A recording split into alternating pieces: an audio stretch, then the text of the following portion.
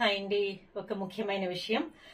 ఈ నెల 12వ తేదీన inter first and second year results వస్తున్నాయి. సో ముఖ్యంగా స్టూడెంట్స్ కి నేను చెప్పేది ఏంటంటే, పిల్లలందరూ కూడా ఎగ్జామ్స్ బాగా రాస్తారు. అలాగే వాళ్ళ ఎక్స్పెక్టేషన్స్ కూడా వాళ్ళకు ఉంటాయి. అయితే పొరపాటున మీ రిజల్ట్స్ లో ఎక్స్పెక్టేషన్స్ రీచ్ అవ్వకపోతే దయచేసి ఎటువంటి అనాలోచిత నిర్ణయాలు తీసుకుని మీ లైఫ్ స్పాయిల్ చేసుకోవద్దు.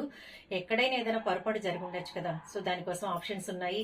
రీవాల్యుయేషన్, రీకౌంటింగ్, లేదంటే బెటర్మెంట్ లాంటివి ట్రై చేయొచ్చు కదా. అంతేకాని ఇక్కడతో నా జీవితం క్లోజ్ అయిపోయిందని చెప్పేసి తప్పుడు నిర్ణయాలు తీసుకుని కుటుంబ సభ్యులను బాధ పెట్టి మీ లైఫ్ అస్సలు స్పాయిల్ చేసుకోవద్దు. ఇక పేరెంట్స్ విషయానికి వస్తే, కొంతమంది పేరెంట్స్ పిల్లల్ని ఇంకా మంచి మార్కులు రాలేదని సతాయిస్తూ ఉంటారు. ఎవరికి కెపాసిటీ వాళ్ళకి కదండి. సో అది మీరు ఆలోచించాలి. పాస్ అయిన వాళ్ళని అభినందించండి. ఒకవేళ రిజల్ట్ ఏదైనా నెగిటివ్ గా వస్తే కనుక వాళ్ళని ఎంకరేజ్ చేయండి. పర్వాలేదు, ఏమైపోయింది ఇప్పుడు, నెక్స్ట్ టైం ఇంకా ఆప్షన్స్ బోర్డు ఉన్నాయి కదా, ఏం పర్వాలేదు, నెక్స్ట్ టైం మంచి మార్కులు వస్తాయి, బాగా ట్రై చేయని చెప్పేసి వాళ్ళకి అండగా నిలబడండి. సపోర్ట్